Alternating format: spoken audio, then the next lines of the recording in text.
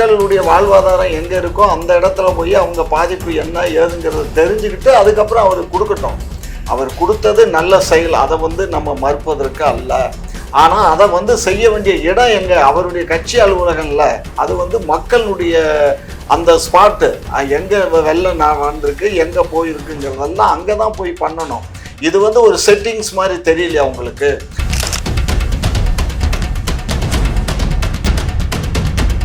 முதல்ல மக்களை சந்திக்கணும். ஒரு தலைவனானா மக்களை நேரடியாக போய் சந்திக்கும் போது அவங்களோட குறைகள் என்ன, நீங்கள் எதிர்கட்சியாக செயல்படணும். இந்த ஆளுங்கட்சி எந்த இடத்துலலாம் தவறு செஞ்சிருக்கு,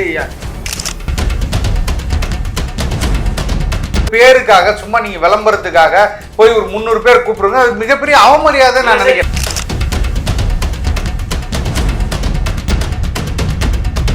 இரண்டு மாதத்துக்கு முன்னாடி அங்க உள்ள கலெக்டர் அவர்கள் ஆக்கிரமிப்பு அகற்றினாரா இல்லையா? செய்தி இருக்கேன். ரோடா போனாரு சார். ஆக்கிரமிப்பு யார் ஆக்கிரமிப்பு பண்றா? அரசு பண்ணுறா. ஆளுங்கட்சியோட ஆளுங்கட்சி ஒரு சட்டம் கட்டாதீங்க.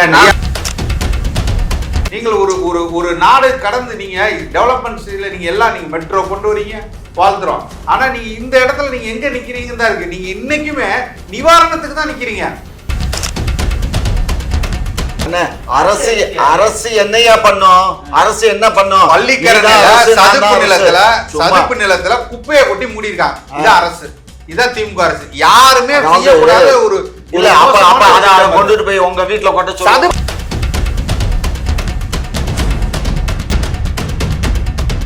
குக்கு செய்தி நேயர்களுக்கு வணக்கம். இன்றைய சிறப்பு விவாத நிகழ்ச்சிக்காக நம்முடன் இணைந்திருப்பவர் நாம் தமிழர் கட்சியின் மண்டல செயலாளர் திரு சசிகுமார் அவர்கள் மற்றும் திமுகவின் மூத்த முன்னோடி முனைவர் காமராஜ் நாயுடு அவர்கள். வணக்கம் சார். வணக்கம். வணக்கம் காமராஜ் சார். விஜய் அவர்கள் பாத்தீங்கன்னா இந்த பெண்கள் புயலுக்கு அப்புறம் விழுப்புரம் மாவட்டம் நிறைய இடங்களில் பாத்தீங்கன்னா நிறைய பாதிப்பு ஏற்பட்டிருக்கு. ஸோ இவங்க விஜய் அவர்கள் குறிப்பிட்ட சார்ந்த மக்களை கூப்பிட்டு பனையூர்ல வைத்து நிவாரணப் பொருட்கள் கொடுத்திருக்காங்க. ஒரு நல்ல விஷயத்தை இனிஷியேட்டிவ் எடுத்து பண்ணியிருக்காரு ஒரு அரசியல் கட்சி தொடங்கி. ஆனா இதை நிறைய பேர் விமர்சனம் பண்றாங்க. இந்த விமர்சனங்களை எப்படி பாக்குறீங்க? நல்ல விஷயம்தான். அவர் கூட்டிட்டு கொடுத்தது நல்ல விஷயம்தான். தமிழகத்தில் மக்கள் எப்படி வெள்ளத்தில் பாதிக்கப்பட்டிருக்காங்கன்னு அந்த ஸ்பாட்டில் போய் பார்த்து அதுக்கப்புறம் தெரிஞ்சுக்கிட்டு அதுக்கப்புறம் உதவி பண்ணியிருந்தா தேவையில்லை. ரெண்டாவது, இந்த தமிழகத்தில் 350 பேர் தான் பாதிக்கப்பட்டிருக்காங்களா? இவர் கொடுத்தது சென்னையில் சொல்கிறாரு. அரௌண்டு சென்னையில் 350 பேர் தான் பாதிக்கப்பட்டிருக்காங்களா? இல்லை, படிப்படியாக பண்ணட்டும். அதை பண்ணுறது எங்கே மக்களுடைய வாழ்வாதாரம் எங்கே இருக்கோ அந்த இடத்துல போய் அவங்க பாதிப்பு என்ன ஏதுங்கிறத தெரிஞ்சுக்கிட்டு அதுக்கப்புறம் அவர் கொடுக்கட்டும். அவர் கொடுத்தது நல்ல செயல், அதை நம்ம மறுப்பதற்கு அல்ல. ஆனால் அதை செய்ய வேண்டிய இடம் எங்கே? அவருடைய கட்சி அலுவலகம்ல. அது மக்களுடைய அந்த ஸ்பாட்டு எங்கே வெள்ளம் வந்திருக்கு, எங்கே போயிருக்குங்கிறதெல்லாம் அங்கே தான் போய் பண்ணணும். இது ஒரு செட்டிங்ஸ் மாதிரி தெரியலையா உங்களுக்கு? சினிமாவில் ஷூட்டிங் எடுக்கிறதுக்கு ஒரு குறிப்பிட்ட ஆட்களை ஒரு மண்டபத்தில் உட்காந்து வச்சு அவங்களுக்கு என்ன கொடுக்குற மாதிரி இல்லை கொடுத்துருக்காரு. சினிமா ஷூட்டிங் மாதிரி அவர் ஷூட்டிங் தானே பண்ணியிருக்காரு. வேற என்ன பண்ணாரு? 100க்கு 100 ஷூட்டிங் தான் அது. அது உண்மையிலே ஒரு கொடுத்தது நல்ல செயலாக இருந்தால் கூட அதை கொடுத்தது அந்த மக்களை தேடி போய் கொடுக்கணும். அந்த மக்களுடைய இடத்துல போய் தேடி போய் கொடுக்கணும். அதை விட்டு இங்கே கொடுக்குறாரு ஒரு நடிகர் கூப்பிட்ட உடனே எல்லாரும் வந்துட்டாங்க. அதனால அவங்கள ஒரு 350 பேருக்கு கொடுத்தேன்னு சொல்றாரு. அது என்ன கணக்கு 350ன்னு நமக்கு தெரியாது. பட் பாதிக்கப்பட்ட மக்கள் ஆயிரக்கணக்கான இல்லை லட்சக்கணக்கான மக்கள் பாதிக்கப்பட்டிருக்காங்க. லட்சக்கணக்கான மக்கள் பாதிக்கப்பட்டிருக்காங்க. இன்னைக்கு காலையில் கூட அந்த கவர்மெண்ட் ஹாஸ்டலில் இருக்கக்கூடிய ஸ்டூடெண்ட்ஸு மாடியில் இருந்தாங்கன்னு சொல்லி தீயணைப்பு படையும் மீட்பு படையும் போய் அவங்க 150 பேர்த்த மீட்டி எடுத்துகிட்டு வந்திருக்காங்க. ஸோ இது மரக்காணத்தில் பெஞ்ச மழையும் சரி, அதே மாதிரி சிதம்பரம் சீர்காழி இந்த ஏரியாக்களில் அது பெஞ்ச மழை. ரெண்டாவது இந்த 1,80,000 கனடி தண்ணீர் திறக்கப்பட்டதுனால அந்த அக்கம் பக்கத்தில் இருந்த வீடுகள் இதெல்லாம் வந்துடுச்சு. ஆனால் ஒன்றே எங்கள் கவர்மெண்ட் என்ன பண்ணுச்சுன்னா, மக்களுக்கு எந்த விதமான சேதம், அதாவது மக்களுக்குன்னா மக்கள் உயிருக்கு எந்த சேதம் இல்லாமல் மக்கள் காப்பாற்றப்பட்டோம். பொருள்கள் அழிஞ்சு போச்சு. இப்போ எங்கள் முதலமைச்சர் மாடு இறந்தா மாட்டுக்கு இவ்வளோன்னு சொல்லி அறிவிச்சாரு, எருமைக்கு இவ்வளோன்னு சொல்லியிருக்காரு.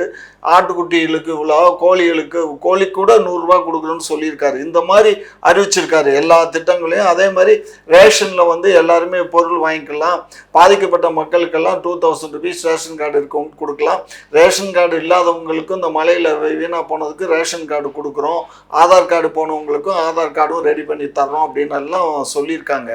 இதுதான் வந்து ஒரு தேசத்தை காப்பாற்ற முடியும், மக்களை காப்பாற்ற முடியுமே தவிர ஏதோ ஒரு மண்டபத்துல கூப்பிட்டு வந்து சரி அவருடைய தேவை கண்ணு அவர் செய்யறாரு. நாங்க கூட காஃபி ஷாப் போறோம், டீ ஷாப் போறோம், மக்கள்கிட்ட வந்து போட்டோலா எடுக்கிறோம், டெலிகாஸ்ட் பண்றோம், நம்மளும் விமர்சனம் வைக்கிறாங்கல்ல உங்களை பார்த்தோம். கண்ணு எங்க போய் டீ ஷாப்புக்கு போனோம் சொல்லுங்க, உங்களுக்கு தெரியாத ஒன்றும் இல்லை சார். கண்ணு டீ ஷாப்புக்கு எங்க போனோம்?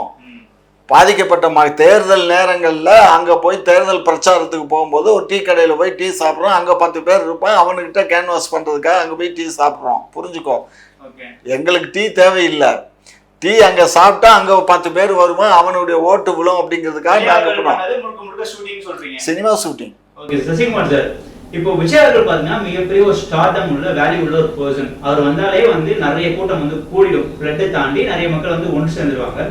இப்படி இருக்க சூழ்நிலையில நிவாரண பணிகள் பாதிக்கப்படலாம் என்ற ஒரு நல்ல எண்ணத்துல செய்யறாங்க. இதே நாம் தமிழ் கட்சி விமர்சனம் பண்றாங்க, எப்படி ஏத்துக்கிறது? இது முற்றிலும் தவறான ஒரு முன்னுதாரணமா அமைஞ்சிருங்கிறது தான் இதுல எங்களோட நிலைப்பாடு. எப்படி அப்படின்னா, ஒரு மக்கள் வந்து பாதிக்கப்பட்டிருக்காங்க, அந்த இடத்துல ஒரு பெரிய ஒரு என்ன சொல்றது, ஒரு பேரு அழிவு நடந்திருக்கு, பேரு இடர் நடந்திருக்கு. அப்படிங்கும்போது நீங்கள் நேரடியாக மக்கள்கிட்ட போய் முதல்ல மக்களை சந்திக்கணும். ஒரு தலைவனானா மக்களை நேரடியாக போய் சந்திக்கும் போது அவங்களோட குறைகள் என்ன, நீங்கள் எதிர்கட்சியாக செயல்படணும். இந்த ஆளுங்கட்சி எந்த இடத்துலலாம் தவறு செஞ்சிருக்கு, அங்கே கிடைக்கக்கூடிய நிவாரணங்கள் சரியாக கிடைச்சிருக்கா, இல்லை அந்த அந்த பகுதியில் பாதிக்கப்பட்டவர்கள் சரியான மருத்துவ வசதி கொடுக்கப்பட்டிருக்கா, எல்லாமே எப்போ தெரியும் அப்படின்னா நீங்கள் களத்தில் போய் நிற்கணும். களத்தில் போய் நின்னாதான் மக்கள் உங்களை சந்திப்பாங்க. யாருக்கு இல்லை, யாருக்கு இல்லை, நான் என்ன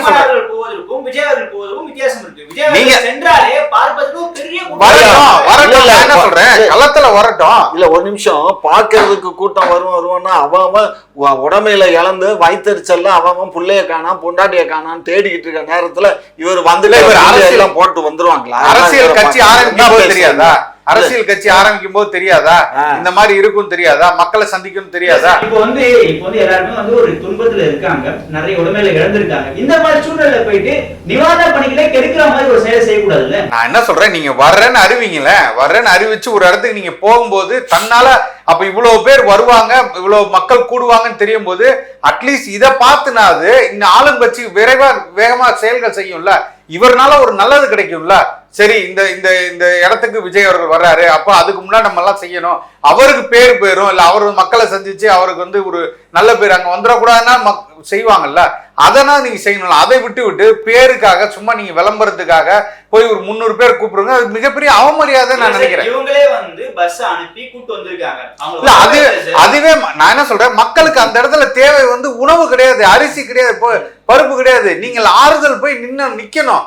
இந்த இடத்துல ஒரு பிரச்சனை நடக்கும் போது அங்க நின்னாங்களே, ஒவ்வொரு இடத்துலயும் மக்கள் போய் நின்னாங்களே. யார் சொன்னா? நேத்து வரைக்கும் களத்துல நின்றுருக்காங்க. இன்னைக்கு இப்ப மாவீரர் தினம் முடிஞ்சிச்சு. மாவீரர் தினம் அடுத்ததுக்கு அப்புறம் 2ஆம் தேதி ஒரு நிகழ்வு நடந்தது. இப்ப 11ஆம் தேதி பாரதியாருக்கு மிகப்பெரிய அளவுல வந்து விழா நடத்துறோம்.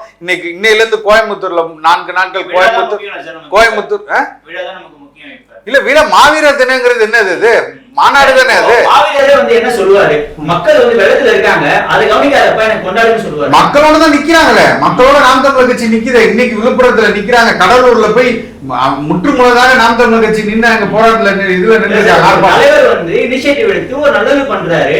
அத குறை சொல்லலாம். நாங்க திருப்பி சொல்றேன், நீங்கள் செய்தது வந்து யாரும் பிள்ளைன்னு நான் சொல்லல. நீங்க அப்படிதான் இல்ல நான் என்ன சொல்றேன், நீங்கள் இந்த இடத்துக்கு வந்ததுக்கு அப்புறமா, ஒரு அரசியல் வந்ததுக்கு அப்புறம் நீங்கள் கட்சியை தாண்டி நீங்கள் ஒரு நிலைப்பாடு எடுக்கணும்ல. இன்னைக்கு இவ்வளவு பெரிய பேரிடர் நடந்திருக்கு, பிரச்சனை நடந்திருக்கு. இதுல வந்து அரசியல் தாண்டி நீங்க என்ன சொல்றீங்கன்னா, இன்னைக்கு நாம் தமிழர் கட்சியோ இல்ல எதிர்கட்சிகளோ இன்னைக்கு ஒரு குரல் எழுப்புறாங்களா, இந்த இடத்துல நீங்க சரியா போய் செய்யணும். இந்த இடத்துல உணவு விஜயாவிலும் கேள்வி கேட்டீங்க, ஆளும் கட்சி எடுத்து எங்க கேள்வி கேட்டிருக்கீங்க? இல்லையே, சொல்லுங்க. என்ன கேட்டீங்கன்னா, ஒரு சாதாரண ஒரு குறைஞ்சபட்ச முன்னெச்சரிக்கை அழைப்பு எடுக்க முடியாதா தமிழக அரசை பத்தி கேள்வி கேட்டிருக்காரு. அறிக்கை படிச்சிருக்கீங்க, அறிக்கை வந்து வெளியிட்டிருக்காரு. வாழ்த்துக்கள், அறிக்கை விட்டுருக்காருன்னு வச்சுக்கோமே. ஆனால் இதை முற்று முழுதாக உங்க கட்சியினருக்கு இது கொடுத்து நீங்க போய் நின்னு அந்த வேலையில கவனிங்க, அவர்களுக்கு சிம்பிளா நாம் தமிழர்கள் வந்து தம்பிங்க வந்து எல்லாத்தையும் இருக்காங்க நீங்க சொல்றீங்களே, அது போல அவங்க தம்பியில இருக்க போறாங்க சார். நீங்க பார்க்காம இல்லைன்னு சொல்றது எப்படி ஏத்துக்க முடியும்? இல்ல நீங்க ஒரு தலைவரா இருந்து நீங்க சொல்றதுங்கிறது வேற, அவங்களா போய் தன்னெழுச்சியா செய்யறதுங்கிறது வேற. நீங்க ஒரு முன்னேற மாதிரி வந்து நிக்கணும். நான் சொல்றேன் முன்முடிவுக்கு வரீங்க, அவர் சொல்லிருப்பாங்க, நமக்கு தெரியாம இருந்திருக்கும்ல, நீங்க முன்முடிவுக்கு வந்துடுறீங்களே. இல்ல வெளியில நீங்க வெளியில தெரிஞ்சாதானே. நீங்க ஒரு உதாரணத்துக்கு நான் சொல்றேன், இப்ப நாம் தமிழர் நல்லது செய்யணும் மக்களுக்கு,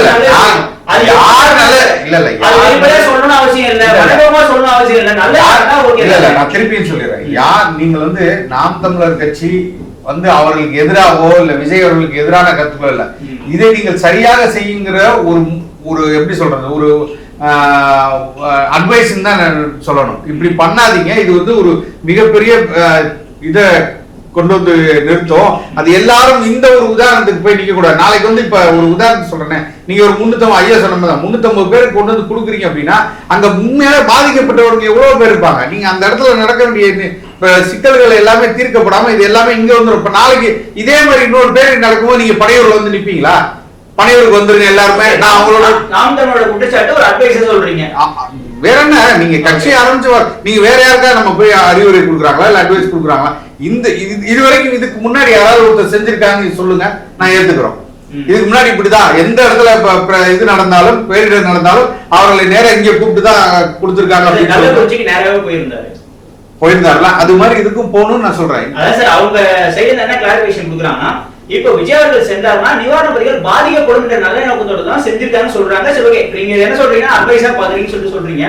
கமல் சார் விஜய் அவர்கள் கேட்ட கேள்வி என்னன்னா, குறைந்தபட்ச முன்னெச்சரிக்கை நடவடிக்கை ஏன் எடுக்கணும்னு சொல்லி கேட்கிறாரு. அந்த லூசு பைய சொல்றான்னு என்கிட்ட கேட்காது, யார்கிட்ட கேட்கணும்? முன்னெச்சரிக்கை நடவடிக்கை எடுக்காம இருந்திருந்தா இன்றைக்கு இந்த நாட்டுல வந்த வெள்ளத்துக்கு எவ்வளவு பாதிப்பு ஏற்பட்டிருக்குங்கிறது இயற்கை எல்லாம் ஒரு குருடனு கூட தெரியும். தடையை பார்த்து சொல்லுங்க. 5 முறை சொல்லி எப்போ 2 மணிக்கு பாருங்க, ஒரு மின்ன 2 மணிக்கு இல்ல, அதுக்கு முதல்ல இருந்தே சொல்லிட்டு இருக்கோம். டேம் வந்து ஃபுல் ஆயிட்டு இருக்கு, எந்த நேரமும் திறந்து விடுறதுக்கு தயாரான நிலையில இருக்கு. எல்லாரும் கரையோரத்துல இருக்க மக்கள் வெளியேறுங்கன்னு சொல்லிட்டு இருக்கோம். வெளியேற்றப்பட்டாங்க. இப்ப அங்க இருக்க மக்களை யாரு தண்ணி அடிச்சுட்டு போச்சு, யாரு பாதிக்கப்பட்டாங்க? லூசுத்தனமான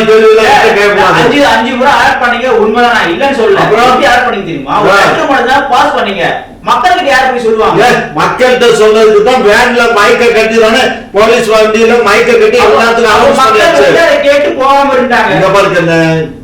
ஒரு விஷயம் நல்லா புரிஞ்சுக்கும், மக்கள் போனாங்கன்னா சில பேர் போவாங்க. மக்கள்கிட்ட எல்லாத்தையும் தனிப்பட்ட முறையில பார்த்து சொல்ல இயலாது. நீங்க இன்னைக்கு வந்து அந்த கரையோர மக்கள் கிட்ட நீங்க சொன்ன எச்சரிக்கை வந்து சேருதா இல்லையா? சேராம இருந்தாக்க எப்படி சேதம் ஏற்படாம இருந்திருக்கும், எவ்வளவு பெரிய சேதம் ஏற்பட்டிருக்கும். மக்கள் கிட்ட சேர்ந்து இருந்ததுன்னா அவங்களுடைய வந்து உடைமைகள், தங்க நகைகள் இதெல்லாம் வந்து பறிப்பு இருக்கு. இங்க பாரு, உடைமைகள் தங்க நகைகள் எல்லாம் எல்லாமே மக்கள் வந்து பாவம், அவங்க பாதிக்கப்பட்டவங்க ஆசையின் காரணமா சிறப்பான 3 மணி நேரத்துக்கு 4 மணி நேரத்துக்கு முன்னாடிதான் சொல்ல இயலும். டேமுக்கு தண்ணி வந்துகிட்டு இருக்கு, புரிஞ்சுக்கோங்க. திடீர்னு மழை பெய்யுது, மழை வந்து நமக்கு இவ்வளவு பெரிய 50 சென்டிமீட்டர் மழை பெய்யும்னு நமக்கு தெரியாது. திடீர்னு பெஞ்சிருச்சு, வெள்ளம் அடிச்சுட்டு வந்துகிட்டு இருக்கு, தண்ணி வத்தாம 50 சென்டிமீட்டருக்கு மேல கண்டினியூவா ரெயின் இருந்துகிட்டு இருக்கு. அப்ப அது மாதிரி ஒரு சூழ்நிலையில மக்களை காப்பாத்துறது தான் நாங்க பார்ப்போமே தவிர, அவங்க நகை வச்சிருந்தாங்க, பணம் வச்சிருந்தாங்க, காடு வச்சிருந்தாங்கிறதெல்லாம் தேட இயலாது. இப்ப அவங்க பாதிப்பு இல்லாம, மக்கள் பாதிப்பு இல்லாம காப்பாத்தி இருக்கோம். அதை நீங்க பெருசா நினைங்க. நீங்க இதை வச்சு சொல்றீங்களே, ஆந்திரால வெள்ளம் வந்துச்சு, சந்திரபாபு நாயுடு போட்ல போய் பார்த்தாரு, அந்த அளவுக்கு அங்கேயும் கரகுண்டு ஓடிச்சு வெள்ளம். ஆனா அங்க கூட பாதிப்பு ஏற்பட்டுச்சு. ஆனா நமக்கு பாதிப்பு இல்லை. நமக்கு வந்து இன்னைக்கு பாதிப்பு ஏற்பட்டது என்னன்னா, இந்த கால்நடைகள்னால பாதிப்பு நமக்கு ஏற்பட்டிருக்கு, அதை நாங்கள் ரெக்கவர் பண்ணி கொடுக்குறோம்னு சொல்லியிருக்கோம். யாருக்கெல்லாம் ரேஷன் கார்டோ மற்றதெல்லாம் போனதெல்லாம் பண்ணி தர்றோம்னு சொல்லியிருக்கோம். அதே மாதிரி வீடு இழந்தவங்களுக்கெல்லாம் மறுபடியும் நாங்கள் வந்து அந்த வீடு கட்டி தர்றோம், அதுக்குரிய அலாட்மெண்ட்டும் பண்ணி கொடுப்போம்னு சொல்லி அறிவிச்சாச்சு. ஸோ அதனால இதெல்லாம் வந்து சகஜம் தம்பி, நீ நினைக்கிற மாதிரி அதெல்லாம் ரோட்ல வந்து போராடினதுக்கு அப்புறம் தாங்க இங்க பாருங்க ஆரம்பிச்சதே. அதுக்கப்புறம் தான் விக்கிர வேண்டிய அன்னியூர் சிவா வந்து எப்படி நின்னாருன்னு கேளுங்க. அவ்வளோ மக்களும் ரோட்ல சாப்பாடுக்கு வழி இல்லாம ஒருவேளை சாப்பாடு கொடுக்காம கொடுத்த சாப்பாடையும் கெட்டு போன சாப்பாடு கொடுத்து மொத்தமா மறியல் செஞ்சு இவ்வளவு பிரச்சனைக்கு அப்புறம் தான் இன்னைக்கு திமுக நிக்குது. அதே நிலைமை தான் இன்னைக்கு வந்து அமைச்சர் பொன்முடி அவர்களை இன்னைக்கு சேற்றை வாழை இறைச்சி அனுப்புறாங்கன்னா எதனால? மக்கள் அவ்வளவுக்கு பாதிப்படைகிறாங்க. மக்கள் எல்லாம் ஏத்துக்க மாட்டேங்க. மக்கள் எல்லாம் ஒண்ணும் சேர்த்த மாதிரி அவர் மேல பண்ணல. நீங்க அவர் போகும்போது பாருங்க சார், அவர் பொட்டு மாதிரி ஒவ்வொரு இடத்துல பொட்டா இருக்கும். அதை பண்ணது பாரதிய ஜனதா கட்சியினுடைய கைக்கூலிகள். ரசிகுமார் சார், உங்ககிட்ட ஒரு கேள்வி என்ன, இப்போ சார் வந்து சொல்றாரு மக்கள் நாங்க காப்பாத்திடலாம்ப்பா. அதுவே வந்து நிறைய இடங்கள்ல பாத்தீங்கன்னா வெள்ளம் வந்து வடமாநிலம் நிறைய பேர் இறந்துருக்காங்க. ஆனா தமிழகத்துல இந்த இன்சிடென்ட் வந்து தவிர்க்கப்பட்டிருக்கு. இது வந்து ஒரு பாராட்டத்தக்க விஷயமா தான் பார்க்கப்படுது. இல்ல எப்படி நீங்க 19 கோடி ரூபாய் கட்டு ஒரு பாலத்தை கட்டுறாங்க, 5 மாதம் கூட ஆகல, இன்னைக்கு மொத்தமா இதோட அடிச்சுட்டு போயிருச்சு. இப்ப இது என்ன சொல்ல வர்றாங்க? கட்டுனது சரியில்லைங்கிறாங்களா இல்ல வேகமா வந்ததுனால இந்த பாலம் போயிடுச்சுங்களா? இல்ல நீங்க நான் என்ன சொல்றேன்னா, உயிர் சேதத்தை விட்டுருங்க. நீங்க உயிர் சேதம் ஏற்படல, ஓகே. திருவண்ணாமலையில 6 பேர் இறந்துட்டாங்க. இப்ப அதுக்கு வந்து துரைமுருகன் ஐயா என்ன சொல்றாரு? அதெல்லாம் பாவம், மக்கள் வந்து மலையடிவாரத்துல இருக்காங்க. எந்த இடத்துல இருந்தாங்க, எந்த இடத்துல வந்து நீங்க வந்து திருவண்ணாமலையை சுத்தி குவாரி தான் இருக்கு, மொத்தமே அடிச்சு நீங்க வந்து ஐயா வேலுவர்கள் பட்டயம் போட்டு எல்லாத்தையும் வித்துட்டாங்க. அந்த அளவுக்கு தான் திருவண்ணாமலை மொத்தமே காடாகிட்டு வருது. அந்த மலையில தீபம் ஏற்றக்கூடிய திருவண்ணாமலை மலையில எங்கேயும் கோயில் நான் என்ன கேட்கிறேன், திருவண்ணாமலையில எங்க கோயில்? திருவண்ணாமலை நீங்க உறுதிப்பட சொல்லுங்க. திருவண்ணாமலை இதை சுத்தி 2 மாதங்களுக்கு முன்னாடி அங்க உள்ள கலெக்டர் அவர்கள் ஆக்கிரமிப்பு அகற்றினாரா இல்லையா? செய்தி இருக்கட்ட ரோடா போனாரு சார். ஆக்கிரமிப்பு யார் ஆக்கிரமிப்பு பண்றா? அரசு பண்ணுறா. ஆளுங்கட்சியோட ஆளுங்கட்சி ஒரு சட்டம் கட்டாதீங்க. பாருங்க, நான் சொல்றேன் நாம் தமிழர் தான் பண்ணாங்கன்னு நான் சொல்றேன், நீங்க ஆளுங்கட்சின்றீங்க. சும்மா இந்த கதையெல்லாம் கட்டாதீங்க கண்ணு. ஆக்கிரமிப்புங்கிறது அவங்களுக்கு வசதி வாய்ப்பு இல்லாத மக்கள் பண்ணத்தான் செய்வாங்க. அத கலெக்டர் வந்து 3 மாசத்துக்கு ஒரு தடவை இப்ப வந்து திருவண்ணாமலைக்கு ஸ்டாண்டிங் அதோட நின்றுச்சு. பிரஷர் கொடுத்ததுனால அப்படியே நின்றுச்சு, அது முழுமையா நடக்கல. இல்ல பண்ணிட்டு இருக்கோம். எனக்கு அங்க நிலம் இருக்குங்க, எனக்கு 5 ஏக்கரா இருக்கு, அந்த பாதையிலேயே இருக்கு, சுத்தியே எல்லாரும் எல்லா திமுககாரங்களும் எடுத்து வச்சிருக்கீங்க. அதெல்லாம் கிடையாது. பத்திரம் இதெல்லாம் பட்டா பூர்வீகமான இல்லைனாலும் நீங்க அதனால அப்படியெல்லாம் ஒன்றும் பேச வேண்டியது இல்லை. ஆகையினால அங்க என்ன நடக்குதுங்கிறத அப்போதைக்கு எனக்கு தகவல் வந்துடும். ஆகையினால ஆக்கிரமிப்புன்னா ஒரு சிலை செய்கிறவன் இருப்பான், ஒரு சாமியார் இருப்பான், இந்த மாதிரி ஆட்கள் வந்து பண்ணுவான். லெஃப்ட் சைட்லயும் ரைட் சைட்லயும் 2 பக்கமே ஆக்கிரமிப்பு வருது கண்ணு. லெஃப்ட்லயும் அந்த பிளாட்ஃபார்ம் இருக்கு, ரைட் சைட்லயும் ஆண்டுகள் நடக்காத பேரழிவு அந்த மலையில இருந்து நடக்குதுன்னா என்ன காரணம் நீங்க சொல்லுங்கயா? என்ன காரணம்? உங்களை மாதிரி ஆட்கள்லாம் எங்களுக்கு பிடிக்கலன்னு சொல்லி அங்க இருக்க அந்த அண்ணாமலை தீப ஏற்ற பாதையில இருக்கக்கூடிய அந்த கல்லு பாறாங்கல்லு உருண்டு வந்துருச்சு. அதனால நீங்க நிறைய இடம் வாங்கி வச்சுக்கிறதுனால. ஆமா, கேள்வி கேட்டுறேன். ஏன்னா முன்னெச்சரிக்கை நடவடிக்கை சொல்லிட்டு எல்லாருமே சொல்றாங்க. நம்மளும் என்ன சொல்லிட்டு இருந்தோம்னா எல்லா மணிக்கும் நாங்க தயாரிப்பா சொல்லிட்டு நம்ம ஸ்டாலின் உண்மைதானே கண்ணு, தயாராக இருக்கோம். முடிச்சிடறேன். நம்ம தயார் சொல்லியிருந்தாரு, அந்த தயார மீறி மழை வந்துருச்சா கண்ணு? மழை வந்து மீறி வர்றதுங்கிறது எப்பயுமே இயற்கை பேரிடருங்கிறது நீங்களும் சொல்ல இயலாது, நானும் சொல்ல இயலாது. சாதாரண மழை. இப்போ இங்க பாருங்க, சென்னையில நம்ம வந்து காப்பாத்திட்டோம். சென்னையில 20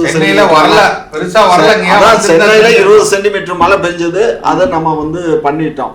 அதே மாதிரி ஆவடி ஏரியால கொஞ்சம் அதிகமான மழை பொழிவு இருந்தது, தண்ணி வரத்திருந்தது, அதே 2-3 நாளையில அதையும் சரி பண்ணிட்டோம். சென்னை ஓகே ஆயிடுச்சு. மரக்காணம் ஏரியா இருக்கு பாருங்க, மரக்காணம், விழுப்புரம், சிதம்பரம், சீர்காழி, இந்த ஏரியா இருக்கு பாருங்க, கள்ளக்குறிச்சி, இந்த ஏரியால அதிகமான மழைப்பொழிவின் காரணமாக 50 சென்டிமீட்டருங்கிறது சாதாரணமான விஷயம் இல்லை கண்ணு. அதாவது 50 சென்டிமீட்டர் பெஞ்சா அது சென்னையில பெஞ்சிருந்ததுன்னு வச்சுக்கோங்க, சென்னை நாசமா போயிருக்கும், அழிஞ்சே போயிருக்கும், காப்பாற்ற யாராலும் இயலாது. சரியா? அந்த அளவுக்கு 50 சென்டிமீட்டர் இல்ல. கேள்வி என்ன, நம்ம அரசாங்கம் என்பது ஒரு பிரிகாஷனா வந்து ஒரு பிரிகாஷன் ஆக்ஷன் எடுத்ததுனால தான் ஏரி குளங்கள் தூர்வாரப்பட்டனவா, சரியான பராமரிப்பு இருந்ததா, இந்த மழை பொழிவை தேக்கி வைக்கக்கூடிய அளவுக்கு நம்மள்ட்ட இன்ஃப்ராஸ்ட்ரக்சர் ரெடியா இருந்ததா, அதெல்லாம் செய்தார்களா அப்படின்னு நீங்க ஒரு அறிக்கை பாருங்க. எப்பயுமே எந்த காலத்திலயுமே அதிமுக அரசு இவ்வளவு மழை அதிமுக 50 சென்டிமீட்டர் மழை எப்ப பெஞ்சிச்சு எங்க சொல்லுங்க? நீங்க இருங்க சார், 50 சென்டிமீட்டர் 60 சென்டிமீட்டர் மழை பொழிவு நம்ம மகிழ்ச்சி தானேங்கய்யா. மழை பொழிவு நீங்க மகிழ்ச்சி, நீங்க அதை தேக்கி வைக்கக்கூடிய தேக்கி வைக்கிறதா சார். ஒரு விஷயம் புரிஞ்சுக்கோங்க, ஒரு டேம்ல வந்து எவ்வளவு தண்ணி தேக்கி வைக்க இயலுமோ அவ்வளவு தண்ணி தான் தேக்கி வைக்க இயலும். அதுக்கு மேல மறுகால்னு ஒண்ணு வச்சிருக்காங்க. எதுக்கு டேங்க்ல எல்லாம் மறுகால் போகுது? ஃபுல்லான உடனே அந்த தண்ணி வெளியே எல்லா டேமும் வந்து இப்ப வந்து இங்க பாருங்க, தமிழ்நாட்டுல செங்கல்பட்டு மாவட்டத்துல தான் அதிகமான 150க்கு அதிகமான டேங்க் இருக்கு. 90 90 60நாங்க, அப்புறம் 90நாங்க, அப்புறம் 100நாங்க. இப்ப கம்ப்ளீட்டா எல்லா டேங்கும் ஃபுல் ஆயிடுச்சு, எல்லா டேமும் ஃபுல் ஆயிடுச்சு. அதே மாதிரி செம்பரம்பாக்கம் ஏரியும் இப்ப ஏறக்குறைய ஃபுல் ஆயிடுச்சு. சரிங்களா? ஆக இது செம்பரம்பாக்கம் இன்னும் ஒரு மழை பெஞ்சதுன்னு வச்சுக்கோங்க, மறுகால் போய் ஆகணும், இல்லைன்னா தண்ணியை நம்ம திறந்து விடணும். தண்ணி திறந்து விடும் போது எங்க வரும்? நம்ம இந்த ஆத்துல தான் வரும். அப்ப வெள்ளம் வரும். அப்ப அந்த கரையோர மக்களை நம்ம வந்து பாதுகாப்பா அவங்கள நம்ம பண்ணணும். இந்த மாதிரி பல நாங்க பாதுகாப்பு படிப்படியா திறந்து விட்டு இருந்தா இந்த பிரச்சனை வந்திருக்காதுன்னு சொல்றாங்க. படிப்படியா எப்படி கண்ணு திறக்க முடியும்? படிப்படியா தான் திறந்தாங்க.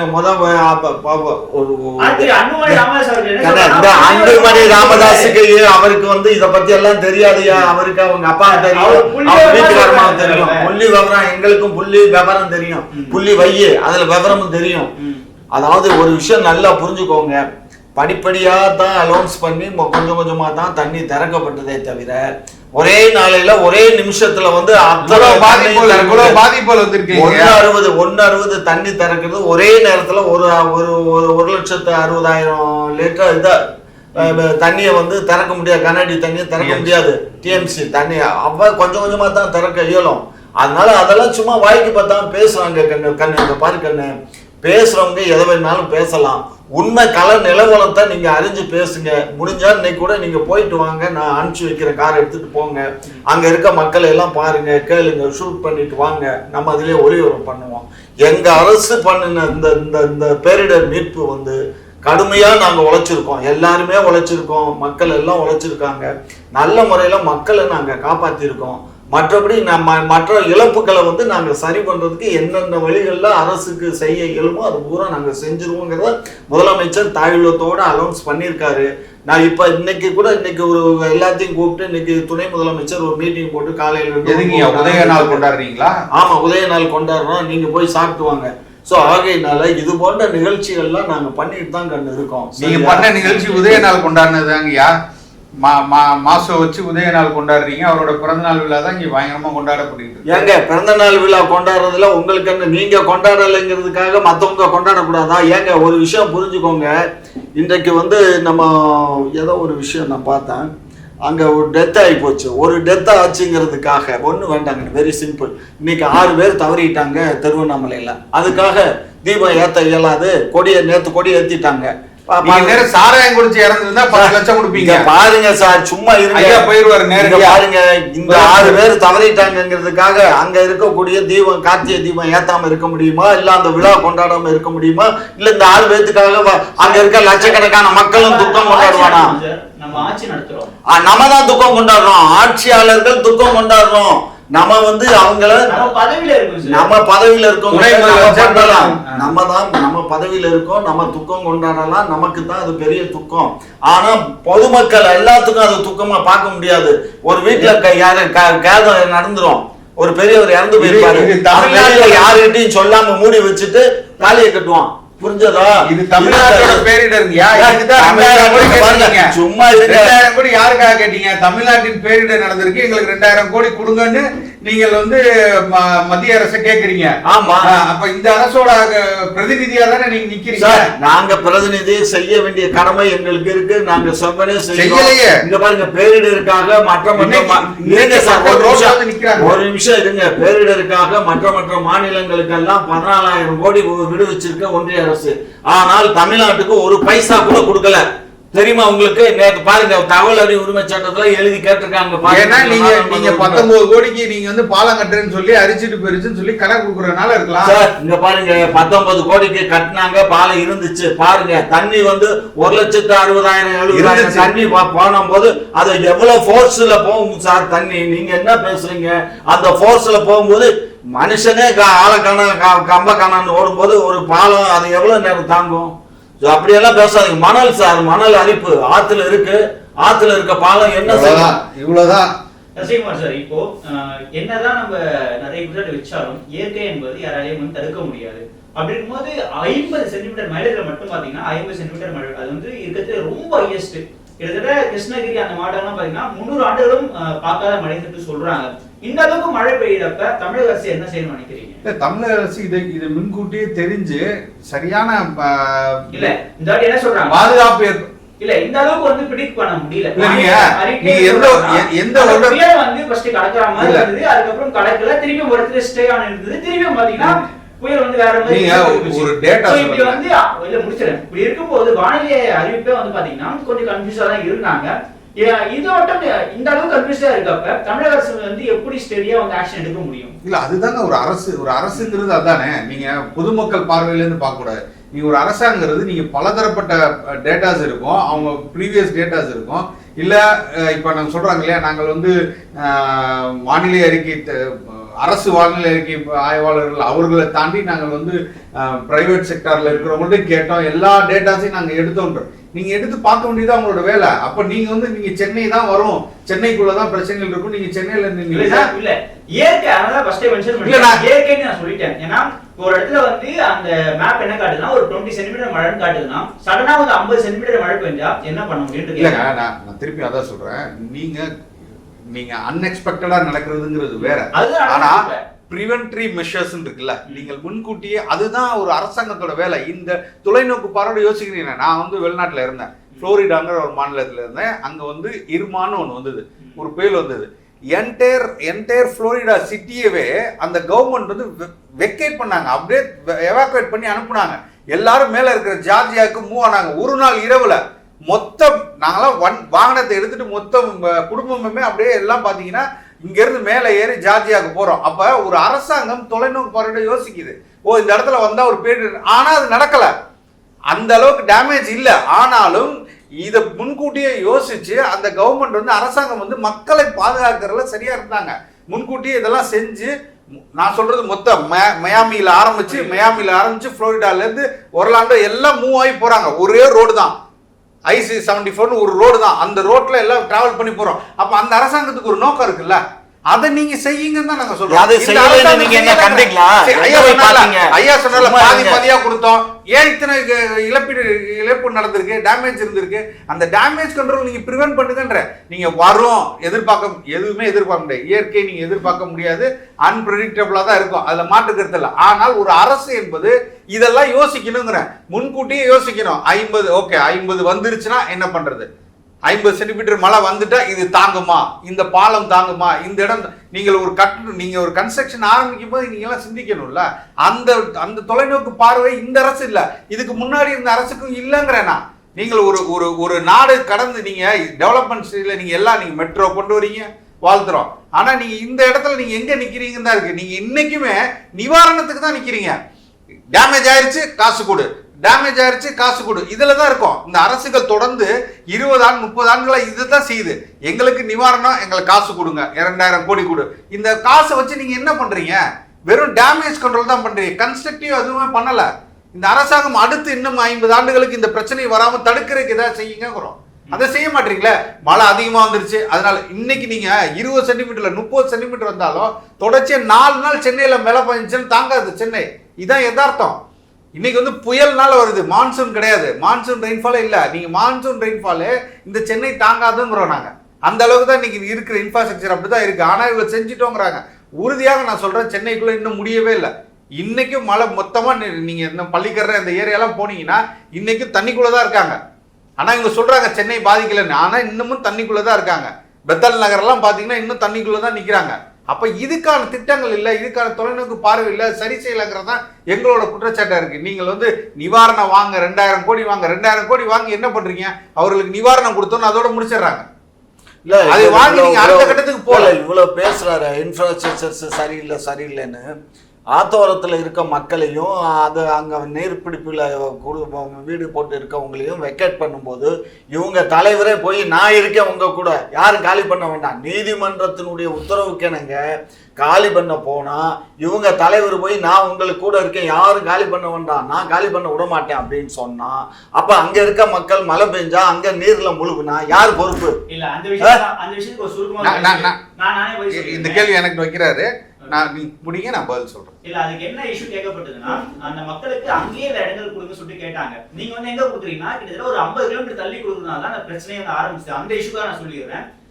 நான் சொல்றேன், இந்த குற்றச்சாட்டு வெளிப்படையா நான் என்ன சொல்றேன்னா, இத்தனை ஆண்டுகளாக அவர்கள் வந்து அந்த இடத்துல போய் முதல்ல ஒரு கொட்டாய் போடுறானா, கொட்டாய் போட்டதுல ஆரம்பிச்சு அந்த இடத்துல ஒரு வீடு கட்டுறானா, அந்த இடத்துல வந்து பட்டா இல்லாத ஒரு நிலத்தை வாங்குறானா, அங்கே வந்து ஒரு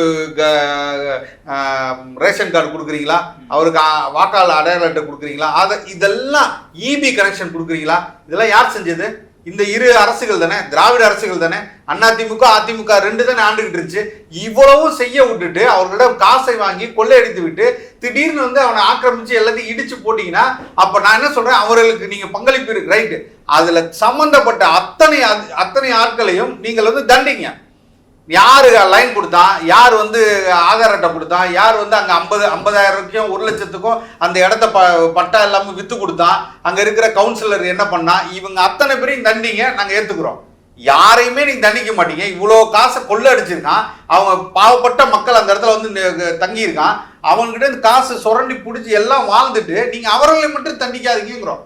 அவர்களுக்கு ஒரு சரியான மாற்றத்தை கொடுங்க. நீங்க இவ்வளவு பேர் சேர்ந்து பண்ண ஒரு ஊழலை நீங்க ஒருத்தருக்கு பேரே தண்டனை கொடுக்காதீங்கிறோம்.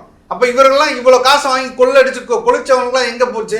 அவங்களாம் இங்க தப்பிச்சிடுறாங்கல்ல, எந்த பாதிப்பு இல்லாமல் தப்பிச்சிடறாங்களா? அப்ப பாதிக்கப்பட்டு இவங்க தான் நிக்கிறாங்க. அவன் சிறுக சேர்த்து ஒரு 50,000 1 லட்சமோ கொடுத்து ஒரு இடம் வேணுங்க அங்க போய் ஒரு 10 நிலத்தை வாங்கி இருக்கணும், இல்ல அடிப்பத்திரம் பார்த்திருக்கணும். நீங்க சொல்லலாம் வாங்கி வீடு ஒரு சிறு சேர்த்தீங்க வாஸ்தவம் தான். ஒரு இடத்த வாங்கும் போது பதிவு பண்ணணும், முதல் பத்திர ஆபீஸ்ல பதிவு பண்ணணும். கட்சி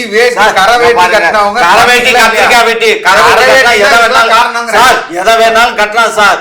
முதல் அடிப்படை பத்திரம் இருக்கான்னு பாருங்க, ஏற்கனவே பட்டா இருக்கான்னு பாருங்க, பதிவுத்துறையில போய் பதிவு பண்ணிருக்கான்னு பாருங்க, வில்லங்க அந்த சொத்தின் பேர்ல இருக்கான்னு பாருங்க.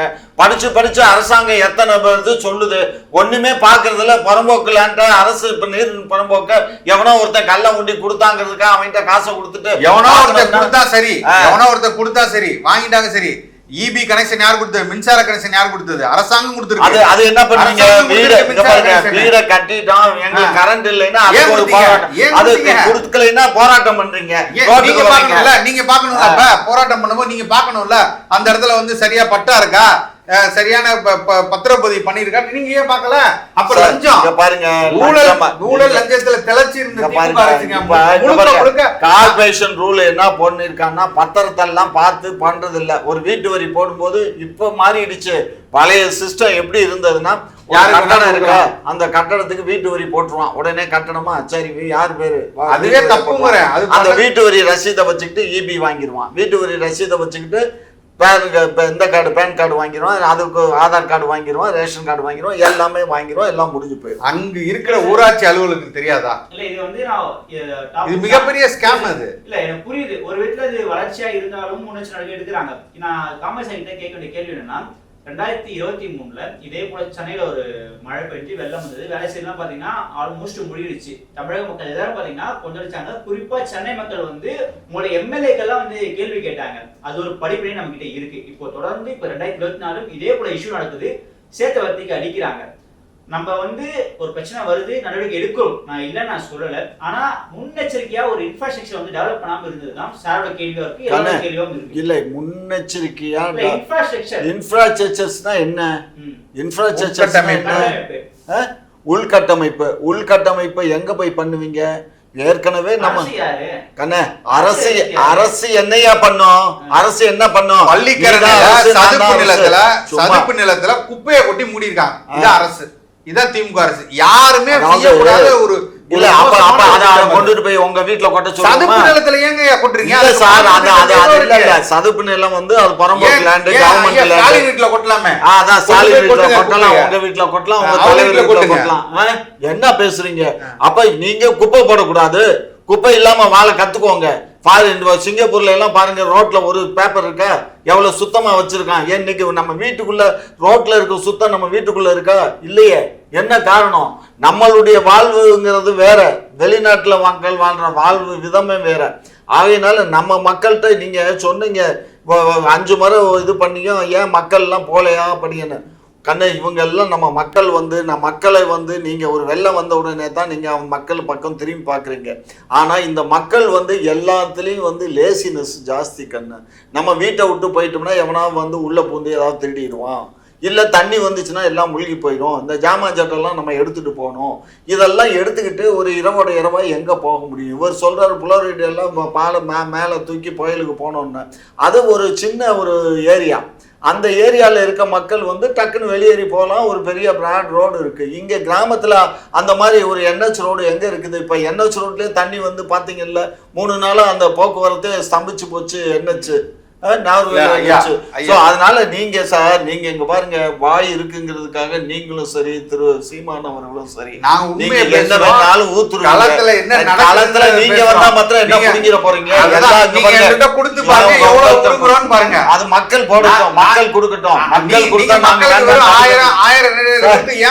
பாருங்க, திருப்பி சொல்றேன், மக்கள் நான் திருப்பி சொல்றேன் என்னன்னா, நீங்க வந்து ஒரு பிரச்சனை நடக்குது, அந்த பிரச்சனைக்கு அந்த இடத்துல போய் ஒரு நிவாரணம் கொடுத்து இதை வைத்தே மக்களை முட்டாளாக்குறீங்க. இன்னைக்கு மக்கள் நாளைக்கு மக்களை பார்த்து முட்டாளுங்கிறாரு, மக்களை முட்டாளுங்கிறாரு. நாங்க ஆக்கல. ஆமா, 1000 ரூபாய் கொடுத்தா என்னதுங்க அது? நம்ம 1000 ரூபாய் வாங்குறது வந்து முட்டாள் அவங்க.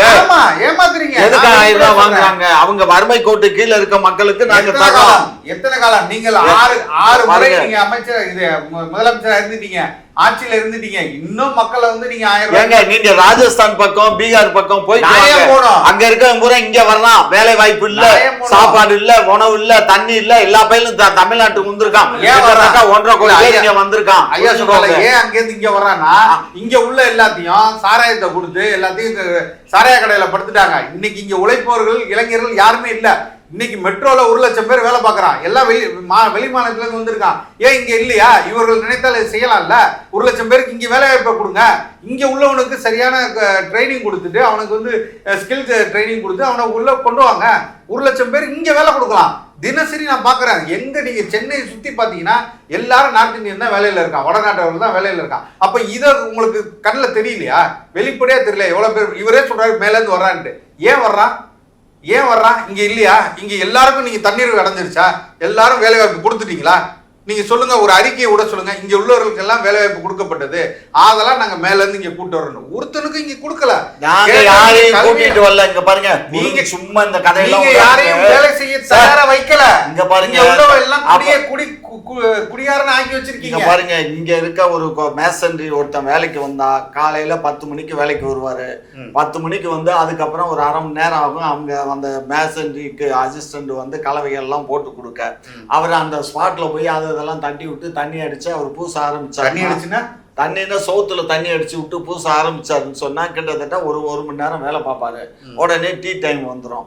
உடனே டீ சாப்பிட்டுட்டு அது ஒரு 1/2 மணி நேரம் போயிடும். தமிழர்கள்லாம் அந்த மாதிரி தான். ஆமாங்க, அதாவது ஸ்லாக்னஸ், அதாவது வேலை பார்க்கறதுக்கு யாரும் தயாரா இல்ல. காரணம் என்னன்னா, வேலை பார்க்காம நோகாம நொங்கு திங்கணும்னு நினைக்கிறான்.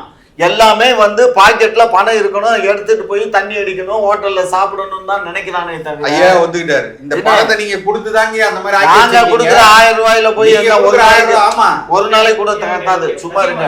இறுதியா இந்த பிளட் மக்கள் நிறைய பேர் பாதிக்கப்பட்டிருக்காங்க. தமிழக அரசு என்ன செய்யணும்னு நினைக்கிறீங்க? தமிழக அரசு அடுத்த கட்டமாக நான் திருப்பி சொல்கிறேன், மக்களுக்கான நிவாரணங்கள் கொடுக்கறது முதல், அதில் மாற்று கருத்தே இல்லை, அவர்களுக்கான தேவையில்லை. ஆனால் இதை தொடர்ந்து அடுத்த கட்டத்துக்கு நீங்கள் திருப்பி இந்த மாதிரி ஒவ்வொரு தடவையும் நீங்கள் வந்து மத்திய அரசை கேட்டுக்கிட்டு ஐயா எங்களுக்கு இந்த மாதிரி ஆயிடுச்சு காசு கொடுங்க ஐயா, ஏன் கேட்கணும்? ஏன் நீங்கள் அவர்கள்ட்ட போய் நிற்கிறீங்க? நீங்கள் சரியாக நடந்துங்க. இன்னைக்கு 10 லட்சம் கோடிங்க கடன், 10 லட்சம் கோடி. எங்கேயாவது நீங்கள் ஒரு திட்டம், தொலைநோக்கு திட்டத்தோட இதை சரி செய்யறதுக்கு இந்த மாதிரி தான் நடக்கும். வருஷம் டிசம்பர் மாதம் நவம்பர் மாதம் இனிமே அப்படித்தான் இருக்கும். வானிலை அறிக்கை அதான் சொல்லுது, புயல்கள் வரதா செய்யும். ஆனால் அதை தடுப்பதற்கான வேலைகள் என்ன? எங்கெங்கு நீங்கள் சரியான தடுப்பணையிலிருந்து எந்த நீங்கள் நீர்நிலை பிடிப்புகளில் யாரெல்லாம் ஆக்கிரமிச்சிருக்காங்க, இது எல்லாத்தையும் நீங்கள் சரி செய்ய இடத்துல தான் நிற்கணும். நீங்கள் அதை தாண்டி விட்டு நீங்கள் எப்போதாவது இது நடக்கும் அதுக்கு காத்திருப்போம், நிவாரணம் மட்டுமே நம்மளுக்கு 5000 கோடி கேட்டோம் 2000 கோடி கேட்டோம்னு இதே வாழ்க்கையை ஓட்டிகிட்டே இருந்தீங்கன்னா ஒரு நாளும் இது சரி செய்யப்படாது. மக்களும் இதே நிலைமையில தான் இருப்பாங்க. அதை தாண்டி ஒரு தொலைநோக்கு திட்டத்தை எடுத்து வைங்க. இப்போ நான் சொல்கிறேன் இல்லையா, பள்ளிக்கரணை ஏரியை நீங்கள் சரி செய்யுங்கள்.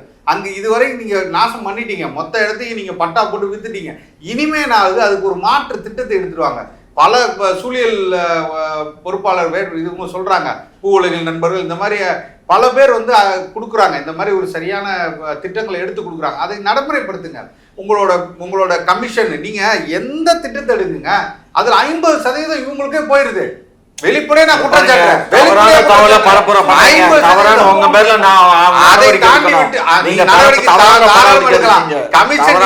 எந்த டிபார்ட்மெண்ட்டும் கிடையாதுங்க, பிடபிள்யூ டிபார்ட்மெண்ட்ல இருந்து எல்லாமே இருக்கு.